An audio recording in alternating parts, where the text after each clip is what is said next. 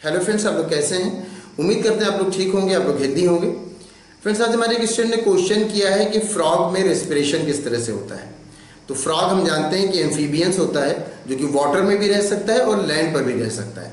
हम लोग लैंड पर रहते हैं लेकिन हम लोग वाटर के अंदर नहीं रह सकते क्योंकि हम लोग वहाँ पर रेस्पिरेशन नहीं कर पाएंगे, हम लोग ब्रीथिंग नहीं कर पाएंगे। इसलिए हम लोग लैंड के अंदर हम लोग लैंड में रहकर, ज़मीन में रहकर तो सांस ले सकते हैं लेकिन पानी के अंदर सांस नहीं ले सकते।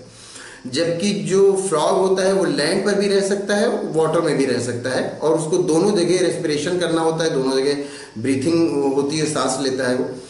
तो जो एम्फीबियन होते हैं, जो फ्रॉग है, उसमें इस तरह का रेस्पिरेटरी सिस्टम होता है कि वो वाटर में भी रेस्पिरेशन हो सके उसके अंदर और लैंड पर भी रेस्पिरेशन हो सके। लैंड पर रेस्पिरेशन जो होता है उसमें लंग्स के थ्रू होता है, फेफड़ों के थ्रू होता है, जिस तरह से हम लोग में लंग्स के थ्रू होता है। तो जब फ्रॉग लैंड पर रहेगा तब वो अपने लंग्स के थ्रू उसमें रेस्पिरेशन होता है, लंग्स के थ्रू सांस लेता है। लेकिन जब वो वाटर के अंदर रहता है तब वो अपने स्किन के थ्रू उसमें रेस्पिरेशन होता है। स्किन जो होती है उसकी जो त्वचा होती है, उसकी जो स्किन होती है, उसमें डायरेक्टली जो ऑक्सीजन होता है वो डिफ्यूज हो जाता है और फिर ऑक्सीजन यूज हो करके फिर जो कार्बन डाइऑक्साइड बाहर निकलना होता है वो कार्बन डाइऑक्साइड भी उसमें स्किन के थ्रू ही बाहर निकलता है।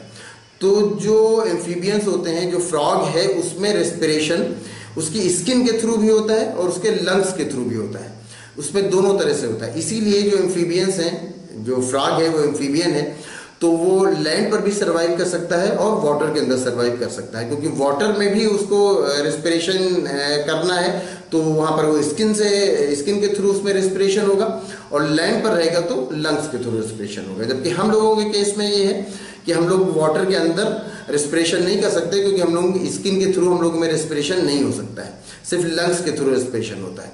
तो हम लोग वाटर के अंदर सर्वाइव नहीं कर सकते, जबकि ज़मीन पर हम लोग जो एयर में हम लोग ब्रीथिंग कर सकते हैं, ऑक्सीजन ले सकते हैं और कार्बन डाइऑक्साइड निकाल सकते हैं।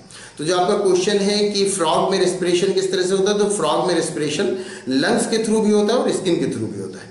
तो उम्मीद करते हैं आपको आपके क्वेश्चन का आंसर मिल गया होगा।